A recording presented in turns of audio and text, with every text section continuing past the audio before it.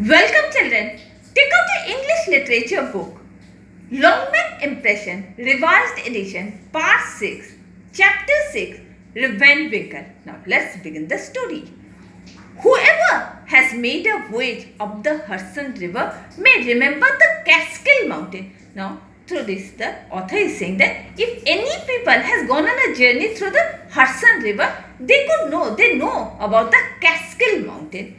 They can be seen to the west of the river, swelling up to a noble height and loading it over the surrounding area. Now from there, what they can see? From there they can see the west of the river, which goes to which rises to a great height, and then as if it is very powerful river, and it surrounds the whole country.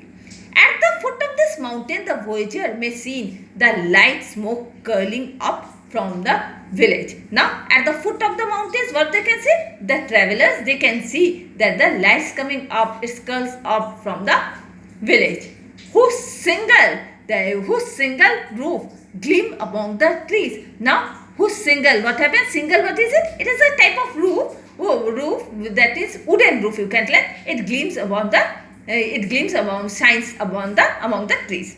It is a large village of great antiquity, having been founded by some Dutch colonists in the early time. Now, what is it? It is a very small village of antiquity. Antiquity means, what does it mean? Antiquity refers to very olden things, old things, you can tell.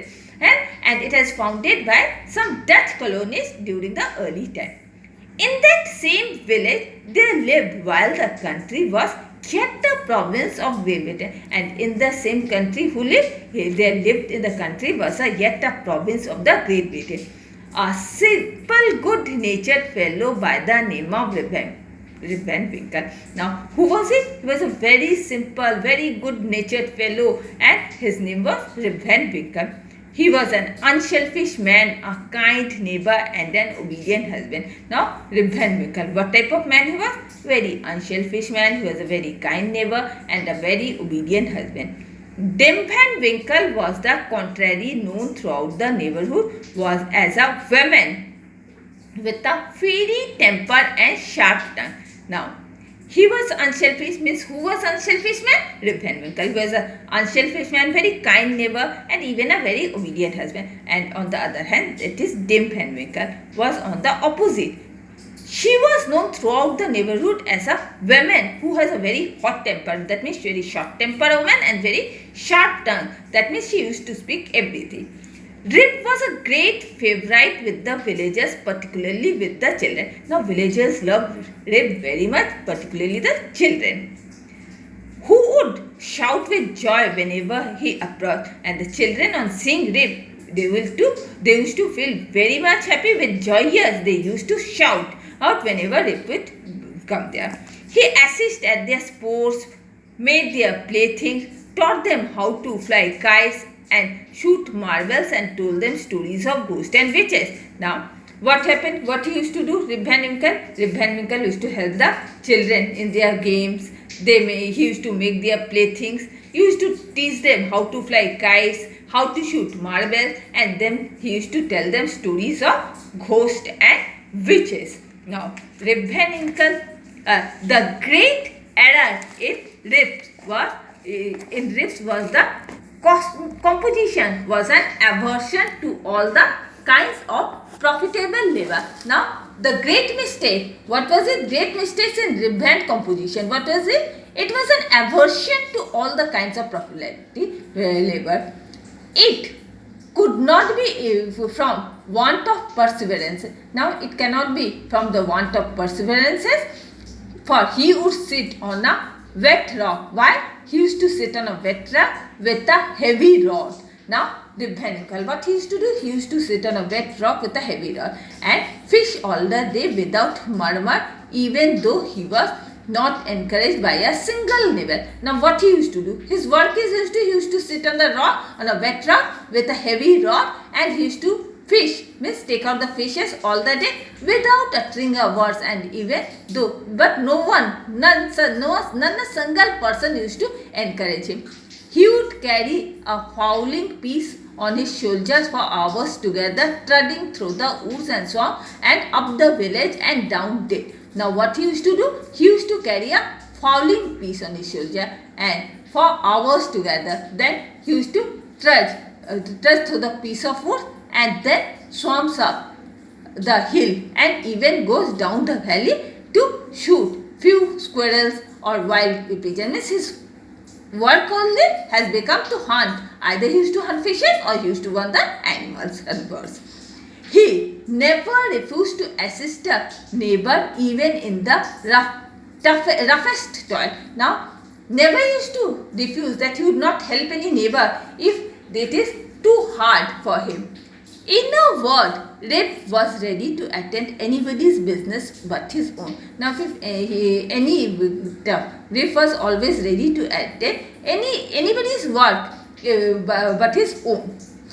That means he used to think that he used to do everybody's work and he used to think that others' work is his own work. Rip Van Winkle was one of the happy moral who take the world easy, eat white bread or brown, whenever he got least throughout the trouble. Now, Rip Van Winkle was such happy fellow that he used to take the world as very easy way. He used to eat white or brown bread whenever he can got anything least thought or he used to think about the trouble. He would have loved to wrestle life away in perfect contentment, but his wife kept dining in his ear about his idleness, his carelessness, and the ruin he had bringing upon his family. Now, what he used to do, he used to least care about the trouble. Now, what he would have done, he loved to wrestle life. That means he used to think the life very easy. So, he used to whistle the life away in a perfect contentment. He used to think that life is very easy and he used to take it everything easy. But his wife, always she used to tell something in his ear. She used to tell about his idleness, about his carelessness, and she used to say that he was very careless and that it brings ruin upon the family. Poor Rip was driven to despair. His only alternative to escape from the labor of the farm and clamor to wealth. Poor Rip, he was driven, he was gone to despair, and his only opposite thing, that means choosing the other thing, was to escape from the labor of the farm and the clamor of his wife was to take gun. Now, his wife always used to say this and that, and so there happened he to get rid of his wife. What he used to do? He used to take his gun in his hand, stroll away, go away to the forest, accompanied by his dog. And who used to accompany him? His dog. His dog's name was Wolf. On one of his long rambles, Rip was unconsciously scrambled up to one of the highest part of the castle. Now, while going in such a long distance walk, what happened? One day what happened? Unconsciously, means he was not in his own consciousness, he was unconsciously, what happened? He reached the highest part of the Catskill Mountain. He was at his favorite sports of squirrel shooting, and what he was doing at the top of the Catskill Mountain, he was doing his favorite game, that was he was shooting the squirrel. When he was tired, he sat down on a green knoll. He could see miles of rich woodland and far below him flowing majestically the Hudson. Now, when he felt very tired, what he saw? He sat on a green knoll, and then from there, that means on a green wood, you can tell green rock he sat, wetted rock he sat, and then from there he saw miles of rich woodland which was far below him, and there he can see the Hudson Bay. It was getting dark as he was about to descend. Now what happened? When he was about to come down, what happened? It was about to getting dark. He heard a voice from a distance calling Rip Van Winkle. Now from a distance, when he was about to come down, it was getting dark, and now at that time what happened? He heard from a distance, he heard a voice, he was calling Rip Van Winkle. He looked around but could not see anything but a crow winging its solitary flight across the mountain. Now he looked around but he didn't see anything. Instead he saw one crow. It was flying in this solitary flight, means that crow was also flying lonely across the mountain. He thought his fancy must have deceived him and turned again into descent. Now he thought that might he is only thinking, and so again he turned back and turned down to get down the mountain. When he heard the same cry ring through the still evening air. Then when he was again about to come down, what happened? He again heard the same cry, and it was still in the evening air. Rip Van Winkle. At the same time, he heard the same voice. That is Rip Van Winkle. As Rip Van Wolf bristled his back and given a growl. Now his dog Wolf, it stood up at his back, and it gave a growling sound. Looked fearfully into the glen. Rip felt a vague apprehension. Now what happened? Look what happened. Rip what he did? He looked fearfully through the green valley, and then he felt little bit worried. He was little bit afraid. Suddenly he saw a strange figure climbing up the rock with a heavy burden on his back. Suddenly what he saw? He saw a strange figure. That means a figure of man he saw. He was climbing up the rocks with a very heavy burden on his back. Rip was surprised to see any human beings in this lone frequented place. Now Rip, he became very much surprised to see in such a lonely mountain in such a lonely and unfrequented place, he is such a human being. The stranger was singular in appearance. And now stranger, what was he? He was singular. That means he was alone in appearance. He was a short fellow with thick bushy hair, grizzled head. He was dressed in antique Dutch fashion, a cord jerkin strap around the waist and a pair of breeches. Now see, what was the stranger's dress?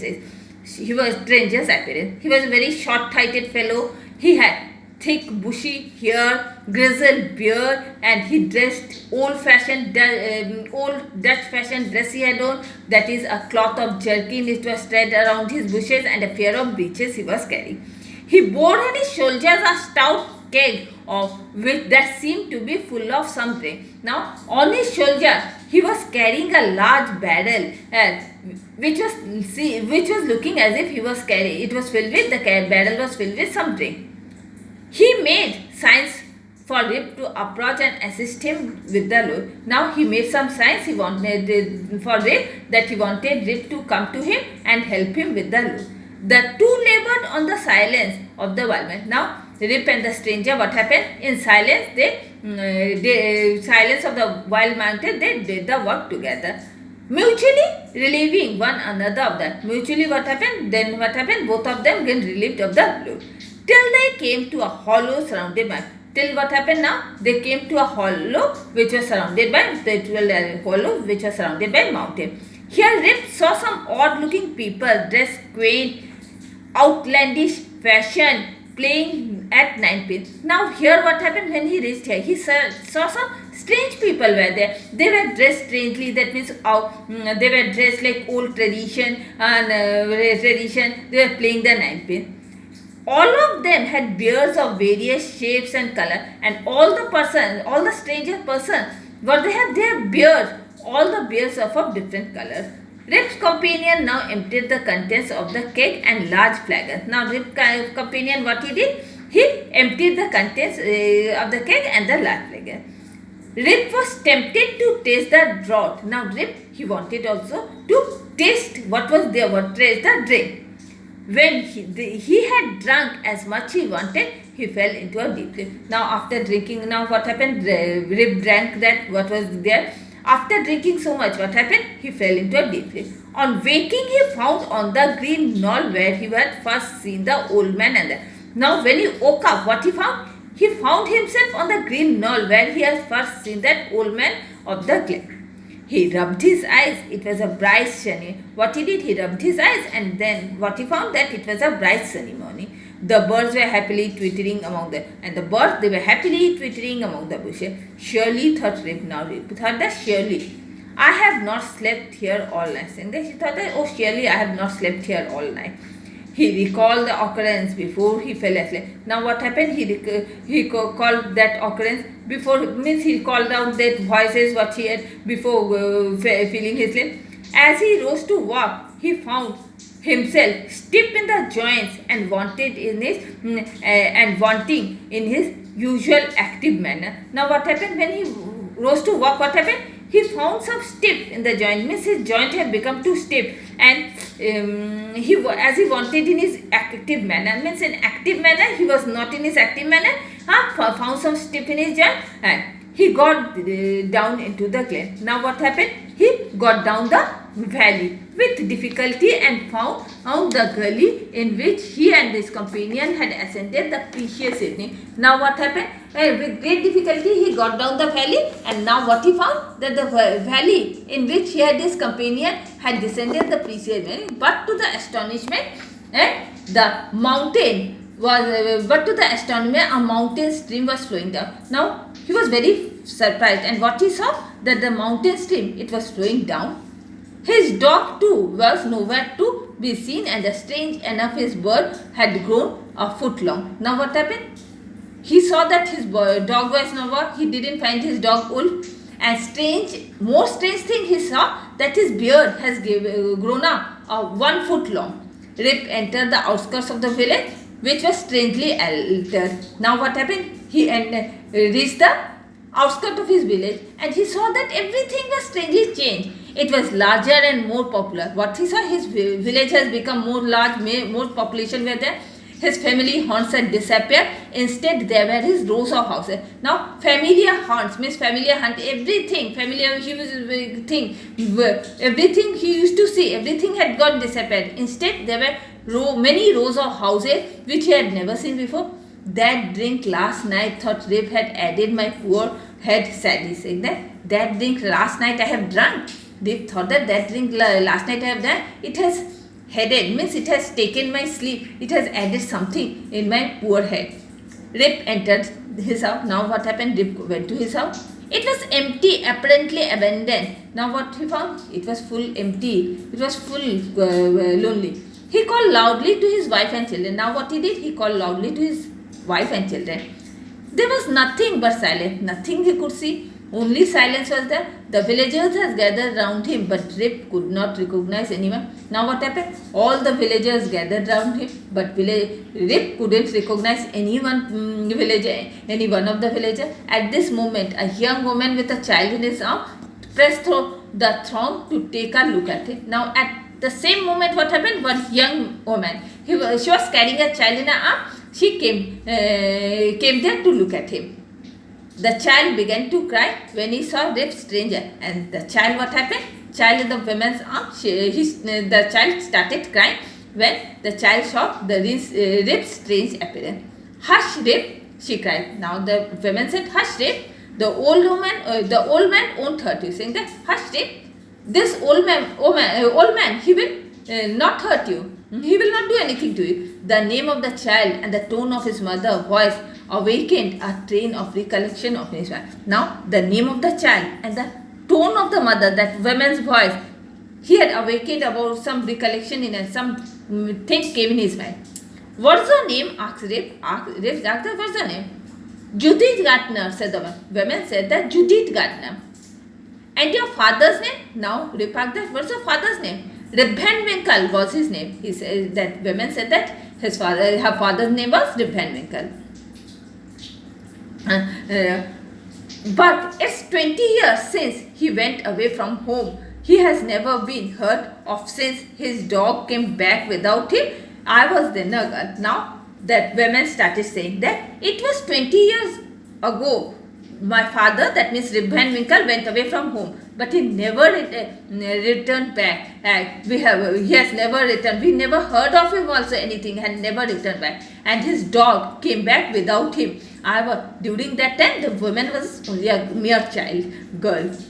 What is your mother? Where is your mother? Now, Rip Van Winkle asked that woman that, where is your mother? Oh, she died some time ago, saying that, my mother, she died some time ago. Rip caught his daughter and her child in her. Now Rip, what happened? Rip caught his daughter and her child in his arm. I am your father, young Rip Van Winkle. Once again, old Rip Van Winkle now. Now Rip said that, I am your father, young Rip Van Winkle during that time. And now I am old Rip Van Winkle.